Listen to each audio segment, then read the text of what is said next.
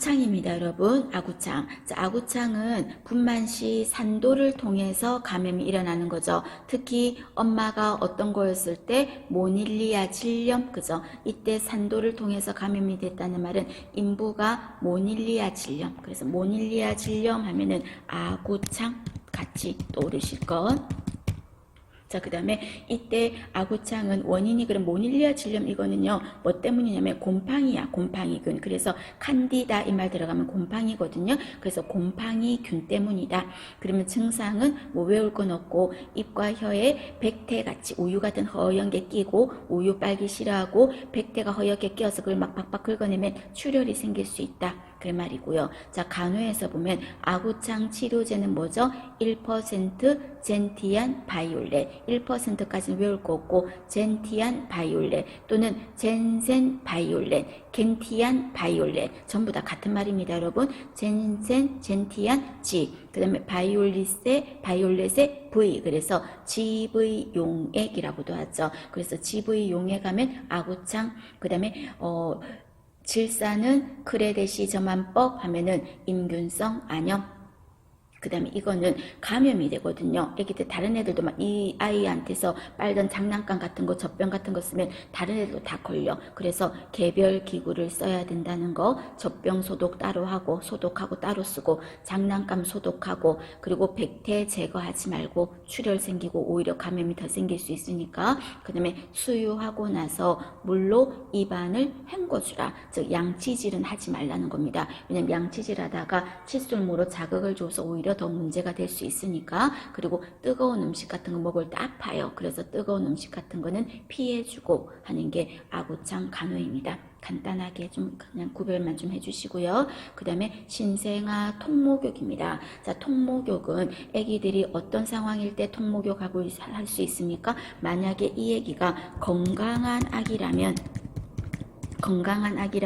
어떤 목욕 가능해요? 통목욕 할 수 있어. 근데 이 아기가 만약에 미숙아라든지, 그죠? 미숙아라든지 또는 조산아라든지 허약한 아기야.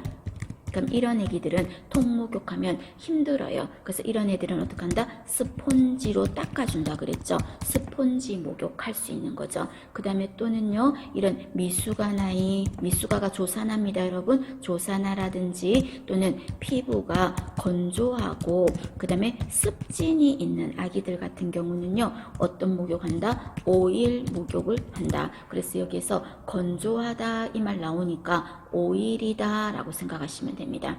되셨습니까? 그래서 이렇게 하는 거야. 그래서 건강한 아기라면 통목욕이 가능하니까 통목욕은 어떻게 합니까? 이거예요. 그래서 통목욕은 오늘은 내가 아침에 시간이 여유가 있으니까 아침에 하고 어떤 날은 저녁에 하고 그러면 안 된댔어. 매일 같은 시간이 좋아. 그 다음에 수유 조심하세요. 수유 후에 목욕을 시키면 전 먹었던 거 다 토해내요. 그래서 수유 전에 실시하고 그 말이에요. 그 다음에 물의 온도는 신생아 목욕물의 온도는 한 40.5도 정도가 좋다 그랬거든요. 그래서 한 40도 전후가 좋다. 근데 만약에 온도계가 없어요. 그럼 어떻게 재라? 팔꿈치로 재라 그랬죠. 그래서 목욕물의 온도는 팔꿈치. 그 다음에 우유의 온도는 어디로 쟀습니까? 손목 안쪽으로 쟀다. 팔목 안쪽으로 재고. 그 다음에 음식물의 온도는 어디로 쟀습니까? 손등으로 재고라고 했었죠. 3종 세트. 목욕물의 온도는 팔꿈치, 우유는 손목 안쪽, 음식물의 온도는 손등. 그 다음에 애기들한테 피부를 보호하기 위한 막이 있었죠. 그 막을 무슨 막이야? 태지라고 했는데 그 태지를 억지로 뽀독뽀독뽀독 없애려고 하지 마라. 그리고 씻길 때는 어디부터 씻기는 게 좋다? 씻길 때는요, 얼굴부터 씻기는 게 좋겠죠. 얼굴 중에서도 어디? 눈부터. 그래서 발 쪽으로 가는 거예요. 머리부터 다리 방향으로 씻겨라. 그리고 얼굴을 씻길 때는 비누를 여간하면 쓰지 마라. 특히 어디? 눈에는 비누를 쓰지 마라. 그리고 담글 때는요, 머리부터 얼굴부터 씻기긴 하지만 어디부터 담근다? 발부터 담궈줘라. 그리고 신생아 목욕하는 시간은 얼마? 5분에서 10분이 좋다. 그래서 5분에서 10분 하면은 좌욕할 때도 5분에서 10분. 그죠? 좌욕도 5분에서 10분. 그 다음 신생아 목욕도 5분에서 10분입니다. 그 다음에 목욕 중에 피부 색깔이 변하는 거야. 목욕 중에 애가 새파랗게 변한다든지 이러면 즉시 중단을 하라 하는 거죠. 자, 그 다음에 이번에는 점 매겨 볼까요? 점 매겨 볼게요. 모유 수유입니다. 자, 그러면 모유 수유는 여러분 당연히 권하죠. 그럼 모유 수유가 왜 좋습니까? 장점이 뭡니까? 그 말이에요. 자, 장점 먼저 모유는 인공 수유보다 우유보다 설사를 적게 해. 알레르기를 유발 안 한다는 뜻이에요. 설사를 적게 해. 그 다음에 구토도 적어요. 그 다음에 변비도 잘 안 생겨요. 그럼 그 말은 우유를 먹는 애들은 설사도 잘하고 구토도 잘하고 변비도 더 잘 생길 수 있다. 그 말인 거죠. 그래서 이런 게 모유는 적어요. 그리고 알레르기에 도움이 돼요. 알레르기 예방에 도움이 돼요. 그리고 모유를 먹이면 소화가 잘 돼요. 그리고 모유를 먹이면 돈이 안 들잖아요. 경제적이죠. 그리고 또 우유 타려면 시간 걸리잖아요. 물도 데워야 되고 또 끓이고 뭐 하는 거 시간 걸리죠. 시간도 바로 절약되죠. 바로 물리면 되니까 절약되죠. 그리고 저절로 만들어지는 거잖아요. 천연적으로 생성되죠. 그 다음에 완전 무균 상태라는 거. 그래서 보기에서 완전 무균 상태다 이런 말 나오면 맞는 말입니다. 여러분 기억하실 거. 그 다음에 세 번째가 자궁 수축이 어때요? 잘 돼요. 그래서 모유를 먹이면 어떤 게 잘 나온다? 자궁을 수축시키는 어떤 호르몬? 옥시토신이라는 거. 옥시토신 분비가 잘 되기 때문에 자궁 수축이 잘 돼요. 그래서 모유를 먹이면 뭐가 단축된다? 옥시토신 분비가 촉진되어서 자궁 수축이 잘 되기 때문에 산욕기가 어떻게 된다? 단축된다라고 했어요. 산욕기라는 거는 아기를 출산하고 원래대로 돌아가는 시간, 그걸 말하는 거죠. 그 산욕기가 단축된다. 모유의 장점입니다. 밑에 있네. 옆에 있는데도 바보같이 쫓고 있어서 제가 산욕기가 단축됐다. 그 다음에 산후 비만이 어떻게 된다? 억제된다. 비만이 억제된다. 그래서 우리가 모유를 먹이는 동안은 살이 별로 안 쪄요. 그리고 모유를 딱 끊으면 살이 쪄요. 그런데 모유 먹일 때 살찌던데 그거는 안 먹였으면 더 쪘어. 그렇게 생각하셔야 돼요. 모유를 먹이면 살이 안 쪄요. 그 다음에 모유에 많은 게 뭐가 있다? 비타민 A, 그리고 당분 이런 게 많아요. 모유에 많은 거, 우유보다 모유에 많은 거 비타민 A, 그리고 당분 요거 두 개 많아요. 그 다음에 모유를 먹이면 자 우리 영아기 에릭슨 때 뭐라고 했습니까? 엄마와 아기의 신뢰감 이루어져야 된댔죠? 그래서 정서적 만족, 신뢰감이 이루어져야 되는 거죠. 만족이 되지. 아기가 품이 아니면서. 그 다음에 다섯 번째, 프로락틴의 분비로. 프로락틴이 뭐더라? 젖분비 호르몬. 젖분비 호르몬이에요. 그럼 프로락틴이 분비되니까 아기 젖도 나오는데 이 호르몬이 또 무슨 역할도 한다? 배란을 억제해. 배란, 난자가 바깥으로 나오는 걸 막는다고. 그럼 배란이 억제되니까 난자가 안 나오니까 피임이 되겠지. 그래서 자연 피임의 효과가 모유를 먹이면 당분간은 있다 그 말입니다. 되셨습니까? 자, 모유의 장점 여러분 구별하십니다. 그 중에서 꼭 기억하실 게 알레르기를 예방한다. 완전 무균 상태다. 세 번째, 자궁 수축이 어떻다고요? 잘 된다는 거. 잘 된다는 거. 그 다음에 비타민 A와 당분이 많다는 거. 그리고 프로락틴 분비로 배란이 억제돼서 어떤 효과가 있다? 자연 비임의 효과가 있다는 거.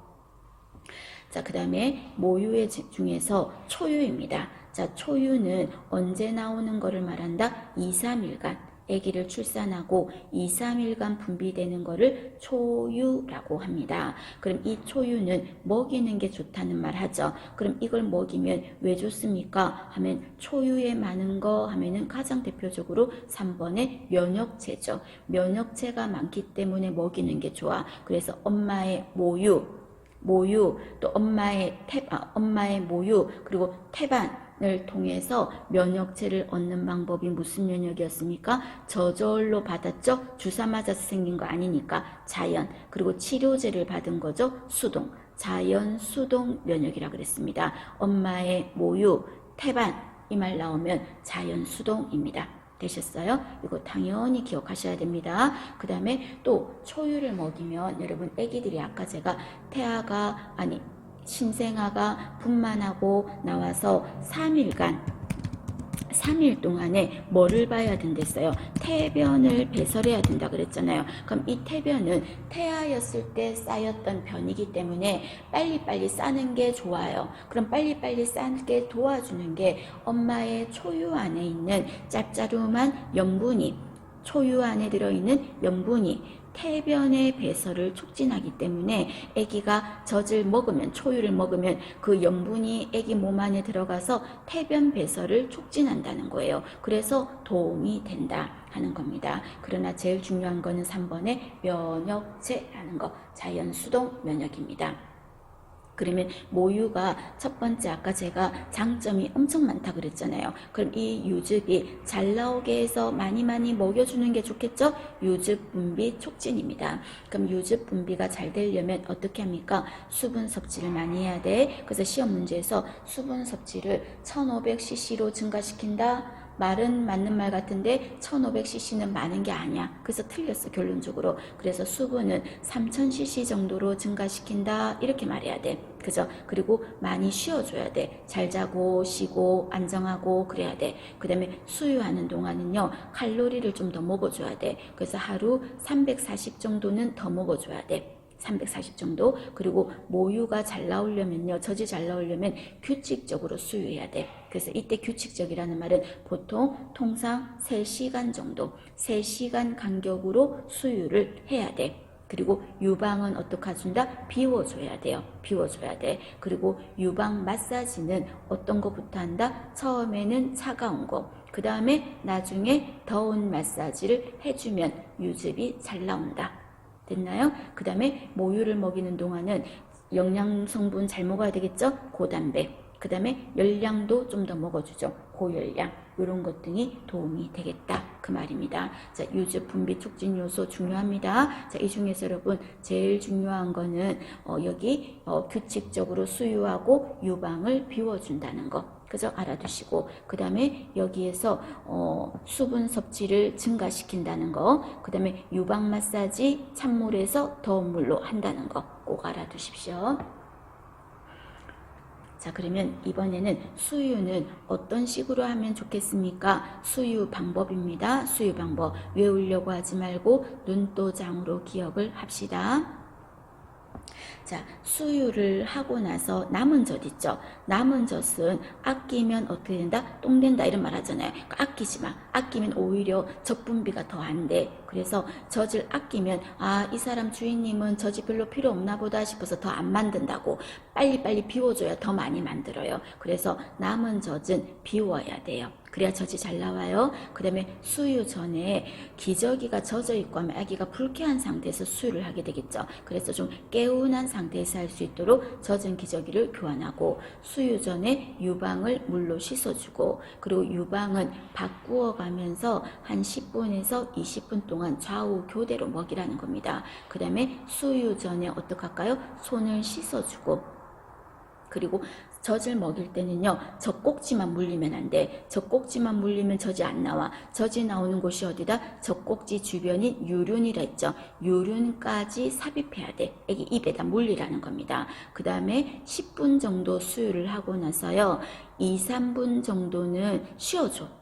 계속 먹이지 말고, 아까 조금 전에 10분에서 20분 동안 먹인다 그랬잖아요. 그래서 한 10분 정도 수유하고 나서 2, 3분 정도 쉬어줘. 그 쉬는 동안에 중간 트림 시켜줘요. 중간에. 그리고 또 10분 정도 또 먹여주겠죠. 그럼 먹이고 모두 수유가 끝난 후에도 뭐를 해주라? 트림 시켜줘 하는 겁니다. 그 다음에 8번 우유에 비해서, 아까 하지 않았나? 우유에 비해서 모유에 많은 것. 모유에 많은 게 뭡니까? 하면은 뭘 외우자? 비타민 A, 그리고 당분이 모유에 많다. 우유에 많은 걸 외우지 마시고요. 모유에 많은 걸 알아버려. 그래서 모유에 많은 거 하면 비타민과 당분입니다. 그리고 자, 9번에 보시면 해동해서 남은 우유 있죠. 남은 우유는 다시 냉장 보관한다. X, 버려라. 그리고 아까 수유할 때 규칙적으로 수유해야 좋다 그랬지 않습니까? 몇 시간 간격으로? 3시간 간격으로 수유를 하는 게 좋겠다. 그 말이에요. 자, 그 다음에 자, 이런 모유 수유를 하지 마세요. 금기입니다. 자, 모유 수유하지 마세요 하는 겁니다. 그럼 모유 수유를 하지 않는 경우가 어떤 경우입니까? 눈도장으로 봐주시면 되겠습니다. 자, 그러면 모유 수유를 하지 않는 경우가 엄마한테서 문제가 있을 수 있고 아기한테 문제가 있을 수 있어. 그럼 엄마에게 문제가 있다면 예를 들어서 엄마가 첫 번째 거 중요하죠. 심한 세균성 유선염으로 배농수를 했다. 자, 엄마가 유방에 염증이 생겼는데 그냥 간단한 유방염이 아니라 엄청나게 심한이란 말이 붙었죠. 그래서 심한 세균성 유선염 하니까 좀 상태가 심각하다는 생각이 들지. 그래서 유선염이, 유선이란 게 젖이 나오는 곳이야. 그 젖이 나오는 곳에 세균이 많이 들어가서 염증이 생긴 거야. 그럼 그 젖이 나오는 곳에 세균이 들어갔으니까 거기서 나오는 젖은 어때요? 고름 우유 같은 거잖아요. 쉽게 말해서. 그래서 그 안에 고름이 찼기 때문에 고름을 빼내는 거예요. 그래서 배농을 했어. 배농이란 말이 농을 배출했다 이 말이에요. 그럼 농을 배출한 이쪽에서 아기를 젖을 물리면 고름 우유를 먹는 게 되니까 모유 주면 안 되겠죠. 그래서 심한 세균성 유선염이다 하면은 모유 수유 안 돼. 자, 그런데 그 밑에 보시면 1번에 모유 수유가 가능한 경우라고 해서 1번에 단순한 유선염이다 라고 돼 있죠. 이때 단순한 유선염은 그냥 간단한 유방염이 생긴 거야. 자, 이때는 어떻게 할 수 있다? 항생제를 복용하면서 수유를 지속할 수 있어요. 시험 문제 나왔는데 많은 수험생들이 틀렸겠죠? 그래서 항생제를 복용하면서 수유할 수 있어. 그런데 심한 세균성 유선염이다 이래 말할 때만 안 된다는 거, 모유 수유 안 된다는 거 구별하실 것. 그 다음에 모체측의 원인 중에서 자, 간염인데 밑에 보시면요, B형 간염 보균인 거는요 모유 수유할 수 있어요. 엄마가 B형 간염 보균이에요. 그러면 애기한테 모유 좀 먹여도 돼요. 그런데 위에 보시면 모유 수유를 금기하는 경우에 급성 간염이야. 그러니까 이 간염은 오랜 시간 그냥 조금씩 있었던 게 아니라 갑작스럽게 간염이 생겼은 상태는 어떻게 하면 잘못하면 애기한테도 갈 수가 있어요. 그래서 급성 간염일 때는 모유 안 돼. 그 말입니다. 그다음 엄마가 만성질환으로 약 같은 걸 복용하고 있겠죠. 그죠? 이건 당연히 안 되겠죠. 그 다음에 또 산욕기의 염증 또는 엄마가 정신질환이 있다. 약 먹겠죠. 폐혈증, 균 있는 거 약 먹겠죠. 약물 중독자다. 마약 같은 거 하고 이런 거 하는 사람 모유하면 안 되겠죠. 이런 건 안 된다는 거죠. 그 다음에 2번에 보시면 아기 쪽의 원이에요. 자, 엄마 쪽에는 이런 문제가 하나도 없어요. 그런데 아기한테 만약에 문제가 있다 이 말입니다. 그럼 아기한테 문제가 있으면 어떤 겁니까? 아기 구개 파열, 입천장이 뚫려 있는 거야. 그러니까 아기 젖을 먹이면 콧구멍으로 젖이 막 들어가고 그러는 거죠. 구개 파열이면 안 돼. 그 다음에 아기가 조사나야 안 돼. 그 다음 아기 입에 염증이 있어 안 돼. 모유에 알레르기가 있어 모유 못 먹이는 거죠. 이해되시겠죠? 봐주실 것. 그래서 모유 수유가 가능한 경우 안 되는 경우 구별을 하실 것.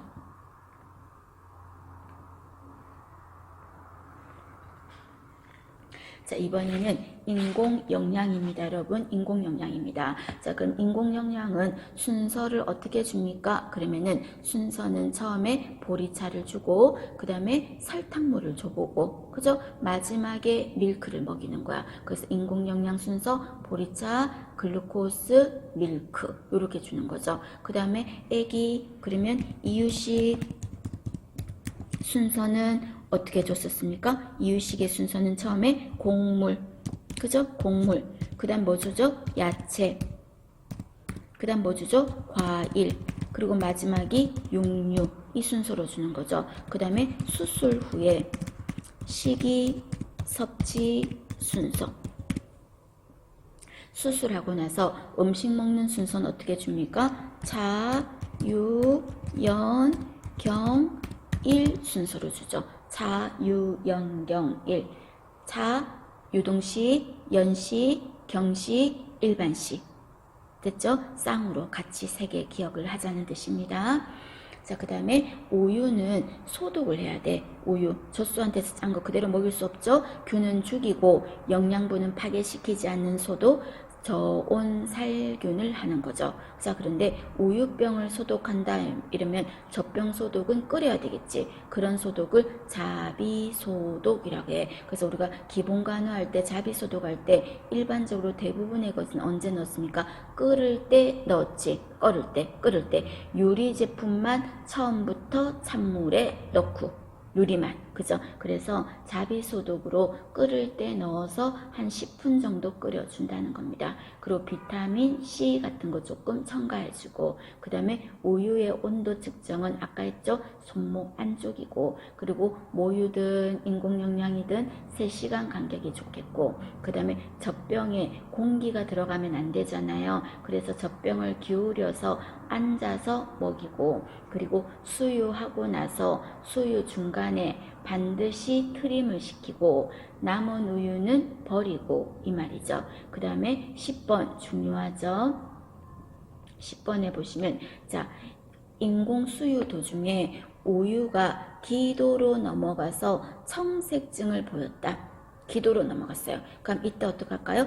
기도로 들어간 우유를 어떻게 해야 됩니까? 빼내야 되겠지. 그래서 빼내기 위해서 아기 머리를 어떡합니까? 아기 머리를 옆으로 돌려주는 거죠. 돌려주고 보고하라. 그 다음에 또는 엎드리게 하는 거야. 아기 머리를 옆으로 해주고 보고하거나 아니면 아기를 엎드리는 거예요. 엎드린 자세로 아이 머리는 낮추어 주는 거지. 낮추어야 흘러나갈 거니까. 그죠? 그 다음에 또는 세 번째 방법은 아이를 거꾸로 들고 우유가 흘러나오게 하는 거죠. 흘러나오게. 자, 3가지 방법이에요. 아기 머리를 어떻게 한다? 옆으로 돌려주거나 아니면 엎드려 누워서 아기 머리를 낮추거나 아니면 아이를 거꾸로 들거나 한다는 거. 우유가 들어가서 기도가 막혔을 때는. 되셨죠?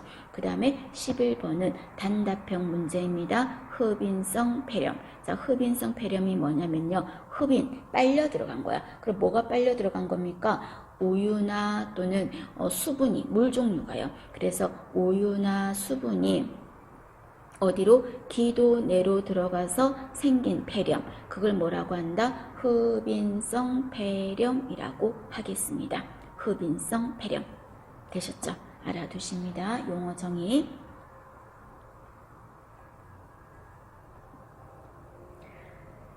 자, 이번에는 분만시 외상입니다. 분만시 외상입니다. 자, 분만시 외상에는 첫 번째 어떤 게 있냐면요. 머리를 다시 여러분 크게 숲을 보자. 분만시 외상이라 그랬어요. 외상은 다친 거예요. 다친 거. 그러면 다친 거에는 뭐가 들어가냐면요. 머리를 다친 거 들어가겠죠? 머리를 다쳤어. 그 다음에 또 쇄골이 부러졌어. 그 다음에 또는 뭔가 난산일 때 정상적으로 엄마가 밀어내는 힘이 없을 때 아기를 뽑아낼 때 안면신경마비, 그래서 겸자 같은 걸 이용해서 찝어내면서 안면신경마비 같은 게 생길 수도 있다는 겁니다. 그래서 이런 거는 전부 다 다친 거야. 다친 거. 그래서 다음 중 분만시 외상인 것은 아닌 것은 이라고 말할 때 이게 외상인지 이게 기형인지 구별하시는 거예요. 그러면 머리를 다쳤다면 대표적으로 살류라는 말이 홍난 거예요. 홍난 거. 그 다음에 두혈종이라는 거는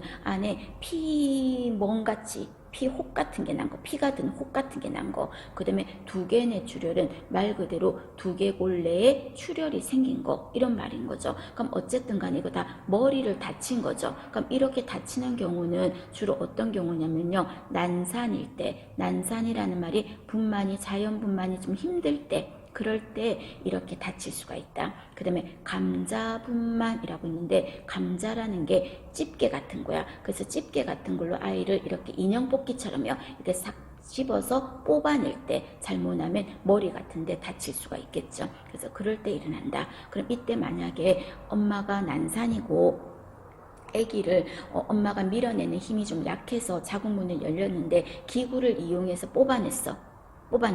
그럼 그럴 경우는 아기가 혹시 이런데 머리 안에 출혈이나 피멍이나 이런 게 들었을 수 있잖아. 그죠? 그럼 이런 게 생겼을 때 출혈이 더 생기지 않게 막아야 되겠죠. 그래서 이런 아이가 나오면 출혈을 혹시라도 모르니까 출혈을 막기 위해서 분만하자마자 뭐를 주사한다? 비타민 K를 주사하겠습니다. 그럼 이때 비타민 K는 뭐죠? 지용성 비타민이고 비타민 K가 하는 일은 혈액 응고고 이거를 투여하는 이유는 출혈이 안 되게 하는 거죠. 그 말이죠. 그래서 이거를 주사합니다. 누구한테? 시험 문제에서 엄마에게 주사한다면 틀렸죠. 왜 모체한테? 애기한테 지금 혼났다니까? 그죠? 당연히 애기한테 주사를 하는 거죠. 그럼 우리가 애기한테 근육 주사를 할 때는 엉덩이 안 한다 그랬죠. 어디다 한다 그랬어? 허벅지 바깥쪽, 외측 광근, 허벅지 바깥쪽에다가 주사를 합니다. 그 다음에 쇄골 골절입니다. 자, 쇄골은 어떤 경우에 잘 부러진다? 이 경우는 분만하다가 시험 문제에서 가장 흔하게 일어나는 출생 시 손상이 뭐냐? 이래 말하면 쇄골 골절입니다. 그럼 쇄골 골절인 아이는 뭐로 반사? 아까 말씀드렸죠. 포옹 반사가 잘 일어난다 안 일어난다? 일어나지 않는다 라고 했죠. 그 다음에 세 번째가 또 분만 시 집게 같은 걸로 뽑아내는 과정에서 앞면을 꽉 집어서 인형 뽑기 앞면을 집어서 딱 뽑는 과정에서 앞면 신경이 마비될 수도 있거든요. 전부 다 다친 거잖아. 그래서 두부 손상, 쇄골 골절, 앞면 신경 마비 이런 거 전부 다 뭐다? 분만 시 외상에 들어가겠습니다. 되셨습니까? 봐주십니다. 자, 그 다음에 반면에요. 선천적 기형이에요. 그럼 이거는 기형이에요. 그러면 기형이라는 거는 이거는 외상 아니에요. 어떤 거다? 토순. 그죠? 토순. 입술이 갈라진 거예요. 그 다음에 구개 파열, 입천장이 뚫린 거예요. 그 다음에 물폐항문, 항문이 없는 거요. 기형이야. 소두증, 머리 작은 거 기형이야. 문외아, 뇌가 없대. 기형이야. 되셨죠? 외상, 선천성 기형 구별하실 것. 자, 그 다음에 이번에는 신생아 선천성 대사 이상 질환에 대한 부분입니다. 여러분, 선천성 대사 이상 질환입니다. 이거는 타고났다는 거죠. 선천적이라는 거죠. 그럼 이런 경우는 어떤 문제가 생길 수 있다라고 해서 제가 증상, 우리 문제집 풀면서 계속 나왔죠. 증상 요거 있었어요. 그럼 이때 대사 이상 장애는 타고나는 건데요. 몸에서 뭔가가 제대로 이루어지지 않아서 소화가 안 돼. 받아들여지지 않아, 그 음식이. 그래서 대사나 소화가 잘 안 되는 질환이에요. 그럼 이거는 먹여봐야지만 이 아이가 뭔가 음식에 받아들이는 대사작용에 문제가 있나 알 수가 있겠지. 안 먹여봤을 때는 몰라요. 그래서 수유를 하고 나서 2, 3일 정도 되면 아이가 구토하고 체크업 1에서 1번 문제였나 했었어요. 우리 그저 문제풀이 할 때 구토하고 처짐 있고 그 다음에 또 아이가 안 먹으니까 잘 안 크고 발육도 잘 안 되고 그리고 안 먹고 발육이 잘 안 되니까 반사 반응 같은 것도 좀 떨어지고 그 다음에 아이가 제대로 안 먹으니까 또 지능도 어떻다 그랬어요? 지능도 조금 떨어지고 그리고 또 발육이 제대로 안 되고 반사가 안 되면서 뇌의 문제로 경련 혼수 상태까지도 빠질 수 있다 그랬어요. 그리고 얘네들은요 뭔가 이렇게 보일러가 제대로 가동이 안 돼서요 피부나 머리카락 같은 데도 좀 어떻다 푸석푸석하고 그리고 변비도 잘 생기고 대사가 잘 안 이루어지니까 변비도 잘 생기고 라는 거 있어요. 이런 증상들은 제가 줄거어 드린 거는 눈도장 좀 찍습니다. 봐주십니다. 그 밖에 간도 커지고 땀이나 소변에서 냄새도 나고 뭐 이런 것도 있어요. 줄거은 거 위주로 좀 보시고 그러면 이 아이가 대사장애가 있나 없나는 검사를 해야 되는데 그 검사하는 것 중에서 우리나라 아이들한테 선천성 대사장애 검사 6종류에 대해서는 검사를 무료로 해준다는 겁니다. 그럼 6가지 종류 무료로 해주는 게 뭡니까? 아닌 것은 인 것은 그렇게까지는 안 물었어요. 그럼 이거는 그냥 페닐케톤요증이라는 거 있죠. 페닐 들어가면 그 다음에 또 어떤 말 들어갔어요? 페닐알라닌 혈증 뭐 이런 거 있었죠. 여기다 적어보면 뭐 또는 페닐 들어가면 돼. 고페닐 뭐 알라닌 혈증 이런 말 있죠. 그래서 페닐이 높다는 거잖아요. 그래서 페닐 케톤혈증, 고페닐 알라닌 혈증. 그러니까 페닐 들어가면은 뭐다? 대사장애다. 이렇게 알아두시고 그 다음에 또 하나 알아둘 게 어떤 게 있다? 여기 있는 갑상선 기능 저하증이요. 그래서 갑상선 기능 저하증 하면 이거는 뭐다? 선천성 대사장애고 이거는 선천적인 거니까 태아나 어린애들한테 생기는 질환인데 이 경우 선천성 갑상선 기능 저하를 일명 뭐라고 한다? 다른 말로 크레틴증 또는 크레틴병이라고도 부른다라고 했어요. 나머지 이런 종류들 봐주시고요. 그럼 이런 검사는 공짜로 해줘요? 돈 받아요? 공짜예요. 그래서 6가지 검사는 무료인데 이때 페닐이라는 말 들어가는 거, 그 다음에 갑상선 기능 저하증이라는 거 제일 중요합니다. 자, 그러면 검사는 어떻게 합니까? 요거는 정부가 지원하기 때문에 검사비는 무료예요. 피를 검사할 거예요. 이때 피는 어디서 뺀다? 발 뒤꿈치에서 체열을 하겠습니다. 그리고 먹여봐야 알 수가 있기 때문에요.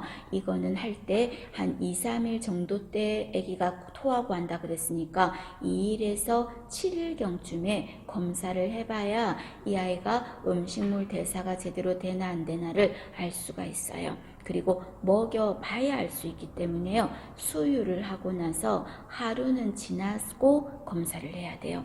그리고 태어나서 2일에서 7일경에 하면 되긴 되는데 제일 좋은 거는요. 2, 3일 48에서 72시간 이내에 하는 게 좋겠습니다.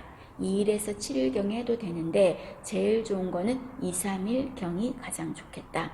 그런데 만약에 이 아기가 미숙아라든지 좀 중한 아이야. 그런 경우는 아까 2일에서 7일경에 하면 된댔는데 이 중에서 가장 늦은 날짜에 합시다. 늦게 하자고요. 그래서 일주일경에 하겠습니다. 그리고 한 번 한 걸로는 조금 미숙아 된 애들은요. 정확도가 떨어질 수 있어. 그래서 어떡하자? 한 달 뒤에 재검을 하겠습니다. 지금 말했던 게 선천성 대사장애입니다. 여러분 전체적으로 한번 읽어보시겠습니까? 한 번만 눈도장 찍으십시오. 지금요. 자, 이번에는 미숙아입니다. 여러분 미숙아. 자, 미숙아는 일명 그냥 조사나라고 같은 개념으로 생각해도 됩니다. 그럼 이때 조사나라고 하면 우리가 정상분만 아기들은요. 언제 태어나는 아이가 정상이냐면요. 38주 있죠. 38주에서 42주 사이는 정상이야. 42주 사이는. 우리가 40주가 10달이잖아. 그럼 40주에 딱 어떻게 사람이 딱 맞게 태어나. 2주 정도는 빠를 수도 있고 2주 정도는 늦을 수도 있기 때문에 정상아는 38에서 42주 사이에게는 정상아야. 그런데 37주 이전에 태어나면 조사나. 그 다음에 42주 이후에 태어나면 과수아. 이것서 나온다 이거죠. 과수가. 37주 이전은 미수가 아니 미수가 또는 조사나라고 하겠습니다. 그럼 이때 미수가 조사나들은 어떤 특징을 가지고 있습니까? 그 말입니다. 자, 이런 부분도 여러분 좀 알아두세요. 모의고사 풀 때 자주 언급이 될 겁니다. 먼저 아기들이 미수가 나이들은요. 머리가 커요. 그리고 솜털이 어때요? 많아요. 솜털이 많아요. 그래서 솜털이 많다는 것은 미숙하다는 증거가 됩니다. 증거가 돼요. 그리고 또 어떤 게 많냐면요. 태지도 많아요. 그래서 솜털이 많고 태지도 많아요. 솜털, 태지 두 개가 많아요. 됐나요? 자, 그 다음에 적은 거는 뭐가 적냐면요. 피와 지방. 당연하지 않나? 얘네들이 뭐 살이 있겠어요? 지방이 있겠어요? 피와 지방은 적거나 없어요. 그 다음에 또 없는 게 뭐냐면요. 손바닥, 발바닥에 주름이 적거나 없어요. 그래서 솜털, 태지는 많고 지방, 주름은 적다예요. 피와 지방, 손바닥, 발바닥의 주름은 적거나 없어요. 그래서 키워드만 하면 솜털, 태지 많아요. 그 다음에 지방, 주름 적어요. 헷갈리지 마세요. 그 다음에 얘네들은요. 호흡이 어떻다? 미숙한 애들은요. 금방 멈춰버려요. 자주 멈춰버려요. 여러분 정상적인 신생아는 아까 어떻다 그랬어? 호흡이 불규칙하다 그랬어. 그런데 미숙한 애들은 호흡이 멈춰버려요. 그 다음에 미숙한 애들은요, 정상적인 애들은 호흡이 불규칙하다 그랬어. 제가 아까 정상적인 신생아의 특징, 호흡이 불규칙하다라고 했거든요. 그런데 호흡의 패턴이 늘 똑같다 이런 거는 좋은 거 아니야. 주기적인 호흡 좋은 거 아니에요. 미숙한 겁니다. 그 다음에 고환이 음낭 안으로 내려와야 되잖아. 그죠? 애기들이. 근데 미숙한 아이들은 고환이 밑으로 내려오지 않았을 수 있어. 그 다음에 팔꿈치, 손목, 무릎 이런 데가 관절이잖아요. 발목. 이런 관절 쪽이 개구리 모양을 하고 있다. 그 말입니다. 그리고 아까 고환이 안 내려왔다 이 말은 고환이 잠복되어 있다. 잠복, 고환 같은 의미고요. 그리고 아까 신생아들은 또 신장이 소변을 충분히 농축 못 시킨다 그랬죠. 기능이 떨어지니까 아직은 발달 안 됐으니까. 그럼 미숙한 애들은 더 그렇겠지. 그래서 소변이 완전히 묽게 희석된 소변이 바로 나올까. 먹으면 바로 싸 이런 식으로. 그 다음에 여자아이 같은 경우는 음액이 좀 도드라지게 바깥으로 돌출이 좀 크게 되어 있다. 음액이 돌출되어 있다. 그 말입니다. 자, 여기서 여러분이 꼭 기억하실 거는 뭐를 기억하신다? 여기 솜털 많고, 그죠? 태지 많고, 그 다음에 지방 적고, 주름 적고, 그 다음에 호흡이 멈춘다는 거 기억하시고, 그 다음에 잠복고환, 그리고 여기에 음액 돌출, 이런 것 등이 생식기 특징입니다. 그 다음에 밑에 보시면 미숙아를 조심해서 다루는 이유라고 돼 있어요. 미숙아를 조심해서 다루는 이유는 뭐다? 또는요, 이 말을 다르게 말하면 미숙아는요, 만지는 횟수를 많이 만지면 안 좋아. 적게 만지는 게 좋겠다 하는 거예요. 그럼 이렇게 미숙아를 적게 만져야 되고 만질 때 조심해야 되는 이유는 뭡니까? 자, 미숙아를 만질 때요, 자꾸 만지면 미숙아의 열량 소모가 될 수 있어요. 얘네들은 열량 자체가 별로 없어. 가지고 있는 열량도 안 그래도 적어 죽겠는데 자꾸 우리가 만지고 하면 애들은 에너지를 써야 되거든. 그래서 열량 소모를 막아야 되기 때문에 애기 만지는 횟수를 좀 적게 만져. 여간은 만지지 말고, 많이 만지지 말고, 그 말입니다. 그리고 만지고 다루다 보면 우리가 좀 아이한테 내 손이 청결하지 못해서 내 손에 있는 균이 옮길 수도 있는 거고, 그죠? 그래서 감염의 문제가 있을 수 있으니까 감염 방지를 위해서도 여간하면 많이 만지지 마라. 그 말입니다. 그리고 이 미숙아들이 어디에 들어가 있어요? 인큐베이터, 보육기 안에 들어가 있죠. 그럼 보육기 안에 든 아이를 자꾸 보육기 문을 열어서 만지고 하면은 안에 있는 산소 농도가 어떻게 될까요? 변화가 일어나잖아요. 산소 농도의 변화도 막아야 되니까, 이러니까 미숙아를 여간하면 많이 만지지 마라. 그 말입니다.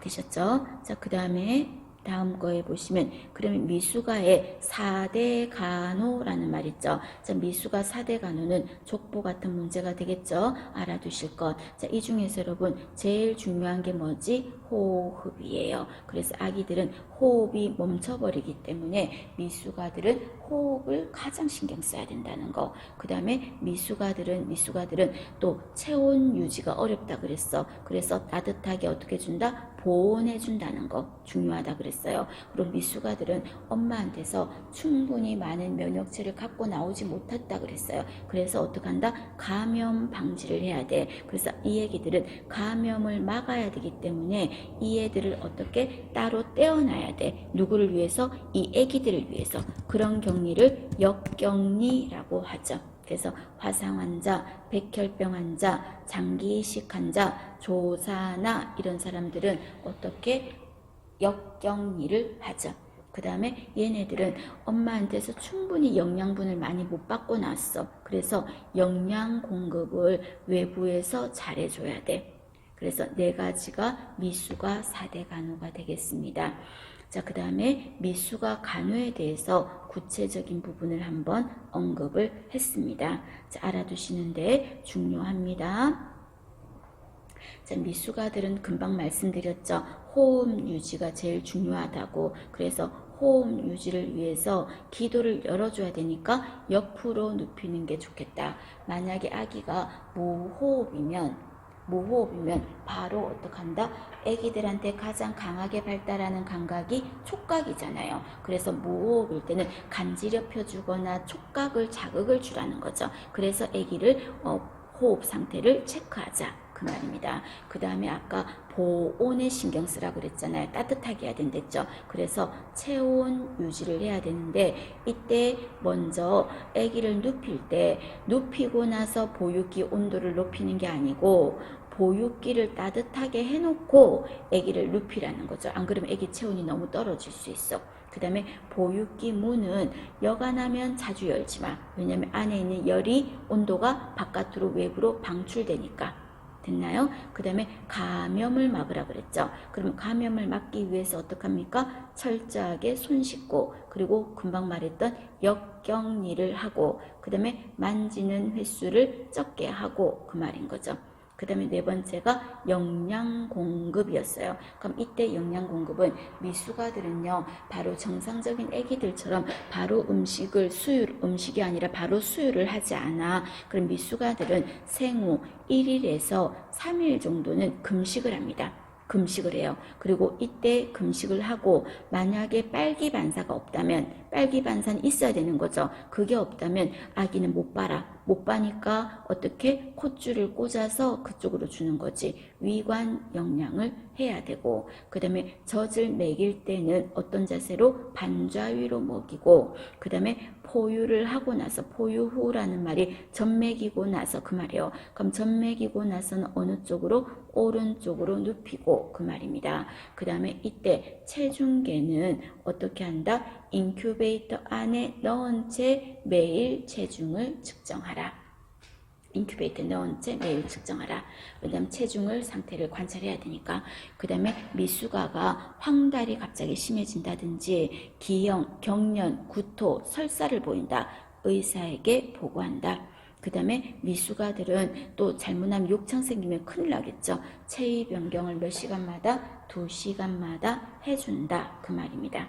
되셨죠? 알아두실 것. 자, 그 다음에 다음 거에 보시면